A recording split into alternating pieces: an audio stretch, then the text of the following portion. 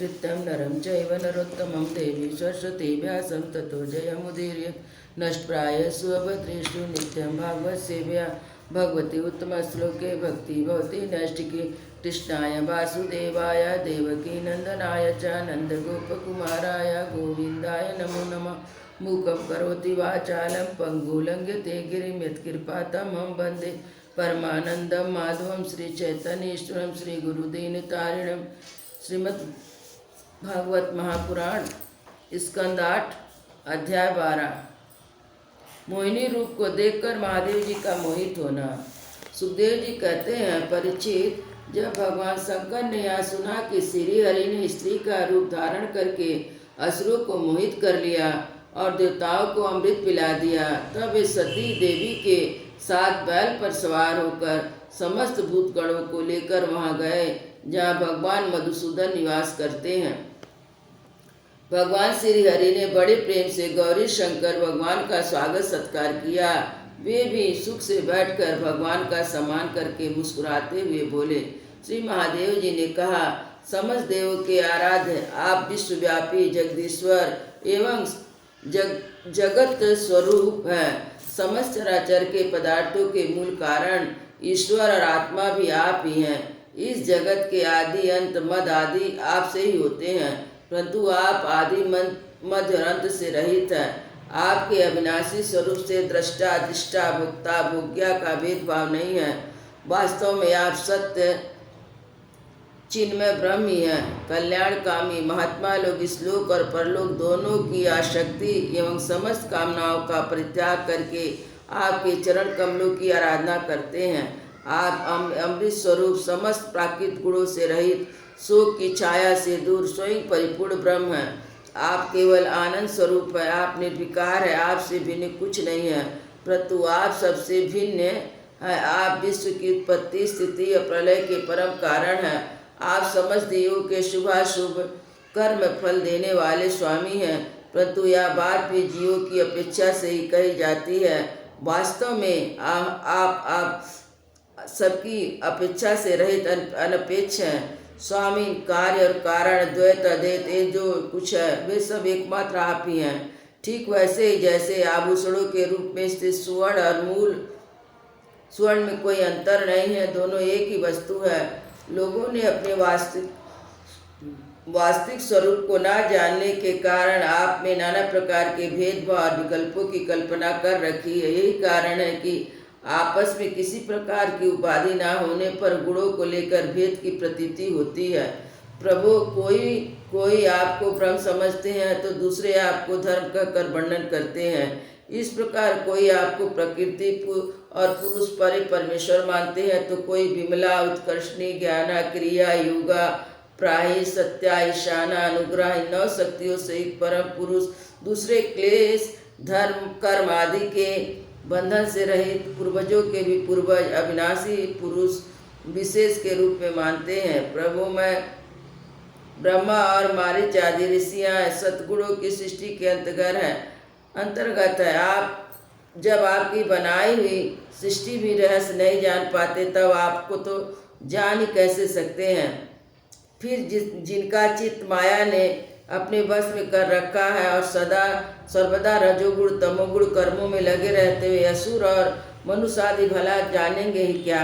प्रभु, आप सर्वात्मा के ज्ञान स्वरूप हैं, इसलिए वायु के समान आकाश में अदृश्य रहकर भी आप संपूर्ण चराचगट में सदा सर्वदा विद्यमान रहते हैं तथा इसकी चेष्टा स्थिति जन्म नाश प्राणियों के कर्म संसार के बंधन मूझ सभी को जानते हैं। प्रभु, आप सब गुणों को स्वीकार करके लीला करने के लिए बहुत से अवतार ग्रहण करते हैं, तब मैं आपका दर्शन करता ही हूँ। अब मैं आपके इस अवतार का भी दर्शन करना चाहता हूँ जो आपने स्त्री रूप में ग्रहण किया था, जिससे दैत्यों को मोहित करके आपने देवताओं को अमृत पिलाया।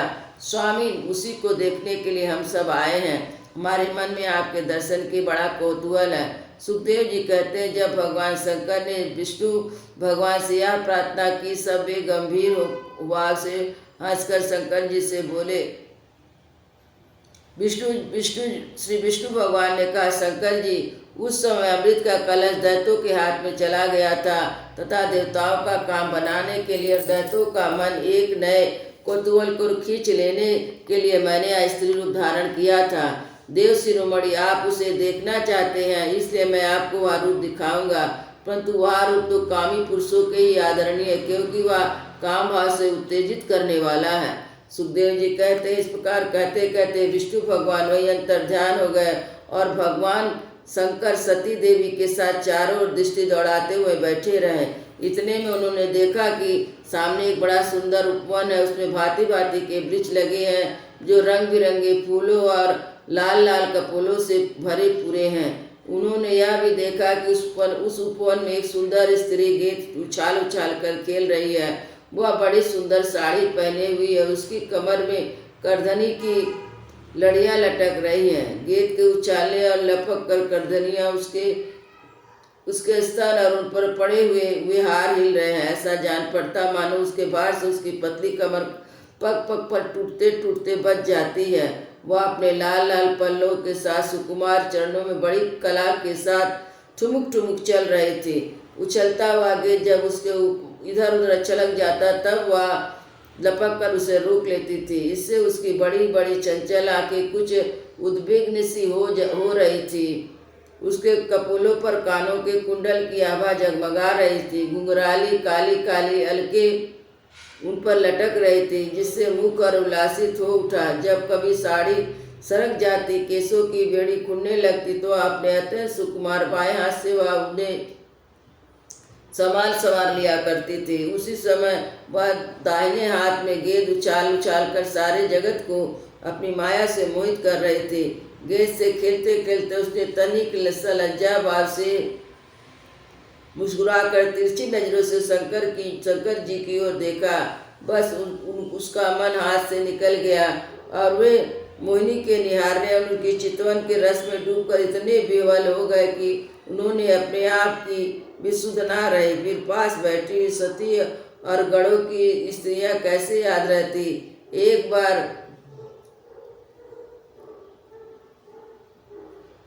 बार मोहिनी के हाथ से उछलकर गेंद थोड़ी दूर चला गया।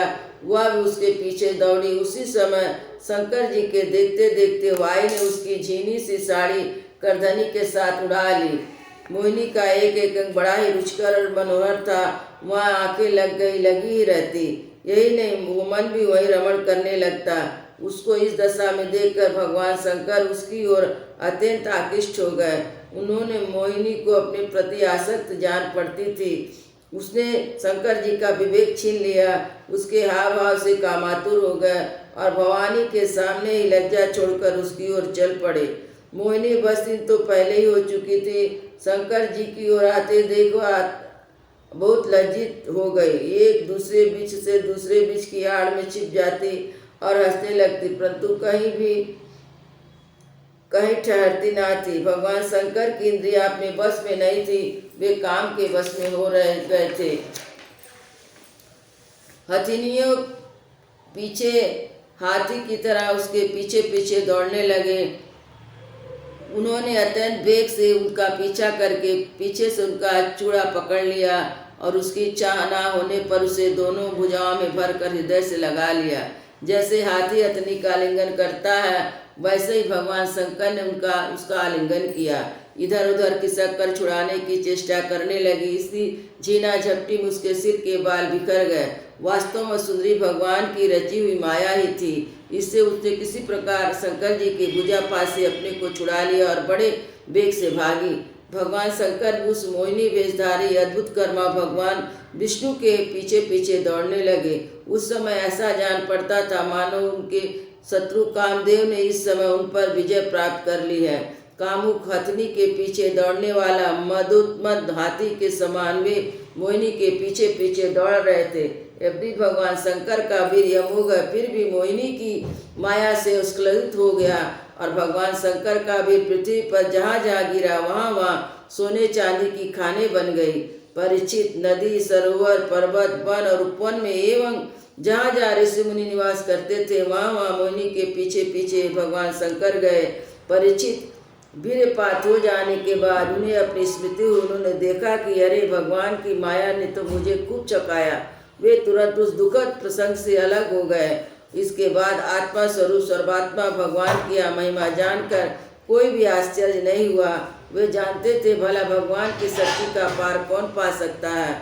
भगवान ने देखा कि भगवान शंकर को इससे विषाद या लज्जा नहीं हुई, तब वे पुरुष रूप धारण करके फिर प्रकट हो गए और ये बड़ी प्रसन्नता से उनसे कहने लगे। श्री भगवान ने कहा, देव शिरोमणि, मेरी स्त्री रूपी माया से विमोहित होकर ये आप स्वयं ही अपनी निष्ठा में स्थित हो गए। यह बड़े ही आनंद की बात है। मेरी माया अपार है, वह ऐसे ऐसे हाव भाव चल रही है कि आज जितेंद्रिय पुरुष तो किसी प्रकार उससे छुटकारा पा ही नहीं सकते। भला आपके अतिरिक्त कौन ऐसा पुरुष है जो इस माया एक बार मेरी माया के फंदे में फंसकर फिर स्वयं ही उसमें निकल सके। यदि मेरी यह गुणमयी माया बड़े बड़े को मोहित कर देती है, फिर भी यह आपको कभी मोहित नहीं करेगी, क्योंकि सृष्टि आदि के समय से उसे उपोषित करने वाले काल मैं हूँ। इसलिए मेरी इच्छा के विपरीत या रजोगुण आदि की सृष्टि नहीं कर सकती। श्री सुखदेव जी कहते, परीक्षित, इस प्रकार भगवान विष्णु ने भगवान शंकर का सत्कार किया। तब उनसे विदा लेकर परिक्रमा करके वे गणों के साथ कैलाश को चले गए। भरतवंशी शिरोमणि भगवान शंकर ने बड़े बड़े ऋषियों की सभा में अपनी अर्धांगिनी सती देवी से अपनी विष्णु रूपी अंशभूता मायामयी मोहिनी का इस पर बड़े प्रेम से वर्णन किया। देवी, तुमने परम पुरुष परमेश्वर भगवान विष्णु की माया देखी। देखो तो ये मैं समस्त कला कौशल विद्या आदि का स्वामी स्वतंत्र हूँ, फिर भी उस माया के विवश होकर मोहित हो जाता हूँ। फिर दूसरे जीव तो परतंत्र है, अतः वे मोहित हो जाए, इसमें क्या कहना है। जब मैं 1000 वर्ष की समाधि उठा था, तब तूने मेरे पास आकर पूछा था कि तुम किसकी आराधना करते हो। वही साक्षात सनातन पुरुष है। ना तो काल उनकी अपनी सीमा में बांध सकता है, ना भेद उनका वर्णन कर सकता है। इसलिए वास्तविक स्वरूप अनंत और अनवर्चनीय है। श्री सुखदेव जी कहते हैं, प्रिय परिचित, मैंने विष्णु भगवान की ऐश्वर्यपूर्ण लीला तुमको सुनाई, जिसमें समुद्र मंथन के साथ अपनी पीठ पर मंद्राचल धारण करने वाले भगवान का वर्णन किया। जो पुरुष बार बार इसका कीर्तन श्रवण करता है, उसका उद्योग कभी और कहीं निष्फल नहीं होता, क्योंकि पवित्र कीर्ति भगवान के गुण लीलाओं का गान संसार के समस्त क्लेश और परिश्रम को मिटा देने वाला है। दुष्ट पुरुषों को भगवान के चरण कमलों की प्राप्ति कभी नहीं हो सकती। वे तो भक्ति भाव से युक्त पुरुषों को ही प्राप्त होते हैं। इसी से उन्होंने स्त्री का मायामय रूप धारण करके दैत्यों को मोहित किया। अपने चरण कमलों के शरणागत देवताओं को समुद्र मथने से निकले हुए अमृत का पान किया। केवल उन्हीं की बात नहीं, चाहे जो भी उनके चरणों की शरण ग्रहण करे, वे उसकी समस्त कामनाएं पूर्ण कर देते हैं। मैं उन प्रभु के चरण कमलों में नमस्कार करता हूँ।